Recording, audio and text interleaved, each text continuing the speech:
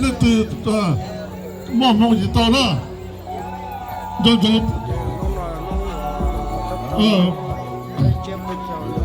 cho nó ok bên ta đi nào bên ở trò đó ta chỉ nói là bên trò bên chỉ mua là gì hả từ mua là bên chỉ mua đó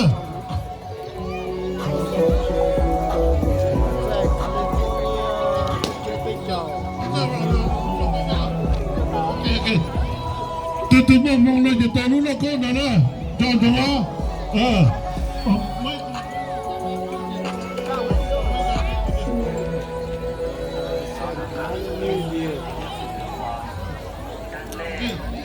cho nó bên một hồ nó có nữa thì cho từ đó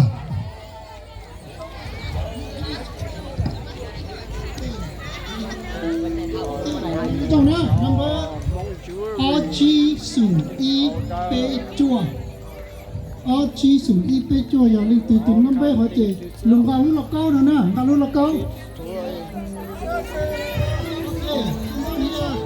come on we have a winner chi sủng y bê chua chi sủng to last three digits here y bê chua nè y bê chua 139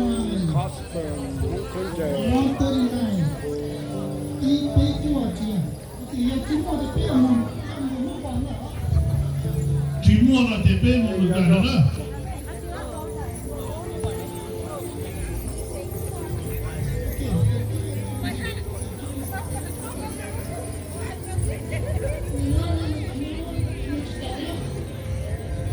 jewelry mong sáu nhà sáu cũ đã hạt mong jewelry so beautiful. Okay, last three digits. Lao chi.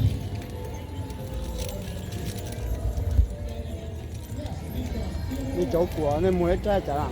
Chỗ đúng về biết chưa chỗ đỡ dễ bị chỗ. Cho kiểu à? Cho chào kiểu à? Chị mua chị mấy chuyện nào á?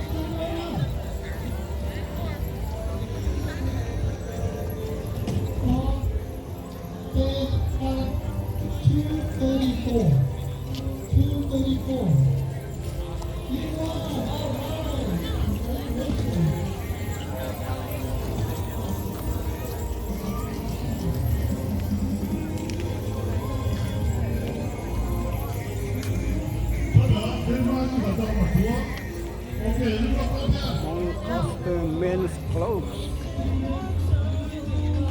Top of men's clothes. Con chơi chính năng. Đó, pha này con này đi để cho women's dress.